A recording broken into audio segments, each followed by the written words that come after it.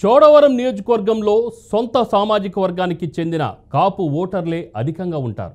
అయినా కాపు నేతగా కరణం ధర్మశ్రీ అక్కడ 3 సార్లు ఓటమి చెందారు.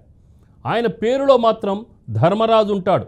కానీ నియోజకవర్గ ప్రజలు మాత్రం ఆయనలో అధర్మరాజే ఉంటాడని ఎందుకంటారు? కష్టం వచ్చిందని ఇంటికి వెళ్ళే కార్యకర్తల మొహం మీదే ఆయన డోర్ వేస్తారా? అందుకే ఆయనను అధర్మశ్రీ అంటారా? అంటే అవుననే అంటున్నారు నియోజకవర్గ ప్రజలు.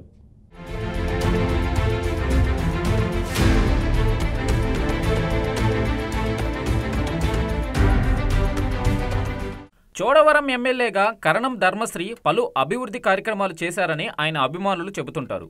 సుదీర్ఘకాలం పెండింగ్లో ఉన్న చోడవరం నర్సీపట్నం రోడ్డు విస్తరణకి అప్పటి మంత్రి గుడివాడ అమర్నాథ్ నర్సీపట్నం ఎమ్మెల్యేతో కలిసి ఢిల్లీ వెళ్లి కేంద్ర మంత్రి గడ్కరీతో మాట్లాడి ఒప్పించారని చెబుతారు వైసీపీ నాయకులు.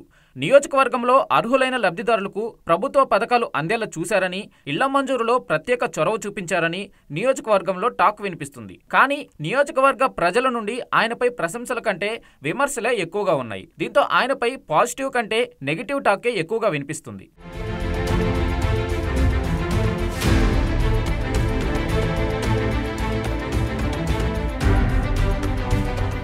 ఇక ఎమ్మెల్యేగా ఉన్న సమయంలో మంచి కంటే చెడు ఎక్కువగా మూట కట్టుకున్నారు కరణం ధర్మశ్రీ. ఎలక్షన్స్ ముందు డబ్బుల కోసం ఒక టైల్స్ వ్యాపారిని బెదిరించడం అప్పట్లో సంచలనంగా మారింది. ఎమ్మెల్యేగా కరణం ప్రతి పనికి ఒక రేట్ ఫిక్స్ చేసేశారని గుసగుసలు వినిపించేవి. గోవాడ షుగర్ ఫ్యాక్టరీలో క్రియాశీలక పోస్టులో ఉన్న తన సోదరుడితో కలిసి షుగర్ పరిశ్రమని పూర్తిగా నిర్వీర్యం చేసేశారని విమర్శలు ఉన్నాయి. పార్టీ కోసం జెండా కట్టిన కార్యకర్త కష్టమని ఇంటికి వెళ్తే మొహం మీదనే డోర్ వేసి గద్దించిన సందర్భాలు కూడా ఉన్నాయని సొంత పార్టీ నేతలు గుసగుసలాడుతుంటారు.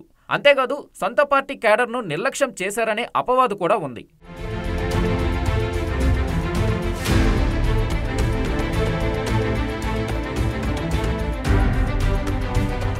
ఇక మరోవైపు గ్రామాల్లో గ్రూప్ రాజకీయాలు చేస్తారని కరణం ధర్మశ్రీపై తీవ్ర ఆరోపణలు ఉన్నాయి.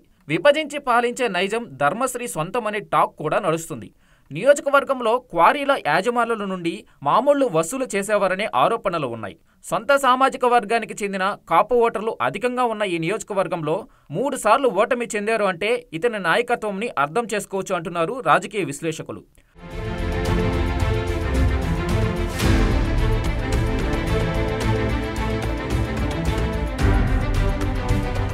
పార్టీ అధినేత జగన్ దృష్టిలో పడేందుకు కరణం ధర్మశ్రీ జనం దృష్టిలో పలుచనయ్యారు. అమరావతి రాజధాని విషయంలో విశాఖ ప్రజలతో పాటు రాష్ట్రం మొత్తం అమరావతికి జై కొడుతుండగా సీనియర్ ఎమ్మెల్యేగా ఉండి కూడా విశాఖ ప్రజల మనసులో ఏముందో పసిగట్టలేకపోయారు. తమ అధినేతే సర్వస్వం అనుకున్న ఆయన జగన్ను మెప్పించేందుకు పడిన ఆపసోపాలు ప్రజల మనసులో ఏముందో తెలుసుకోలేకపోయారు. దాంతో 3 రాజధానులకు మద్దతుగా రాజధాని అమరావతికి వ్యతిరేకంగా తన ఎమ్మెల్యే పదవికి రాజీనామా చేసి ప్రజల దృష్టిలో బొక్కబోర్లా పడ్డారు. అధినేత మనసులో పడేందుకు ప్రజల మనసులో నుండి దూరమయ్యారు.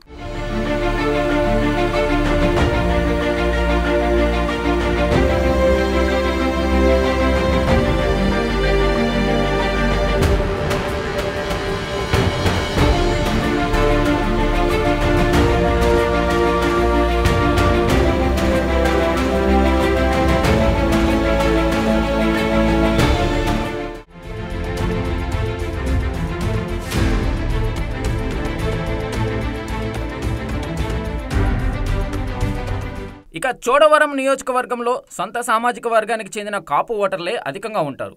అయినా కాపు నేతగా కరణం ధర్మశ్రీ చోడవరంలో అక్కడ 3 సార్లు ఓటమి చెందారంటే ఆయన నాయకత్వం ఎలా ఉందో అర్థం చేసుకోవచ్చు అంటున్నారు రాజకీయ విశ్లేషకులు. ఆయన పేరులో మాత్రం ధర్మరాజు ఉంటాడు, కానీ నియోజకవర్గ ప్రజలు మాత్రం ఆయనలో అధర్మరాజే ఉంటారని అంటారు. ఎందుకంటే ఏదైనా కష్టం వచ్చిందని ఇంటికి వెళ్తే కార్యకర్తల మొహం మీదే ఆయన తలుపులు వేసేస్తారనే టాక్ నియోజకవర్గమంతా వినిపిస్తాయి. అందుకే ఆయనను కరణం ధర్మశ్రీ కాదు, కరణం అధర్మశ్రీ అంటారని నియోజకవర్గ ప్రజల్లో గుసగుసలు వినిపిస్తున్నాయి.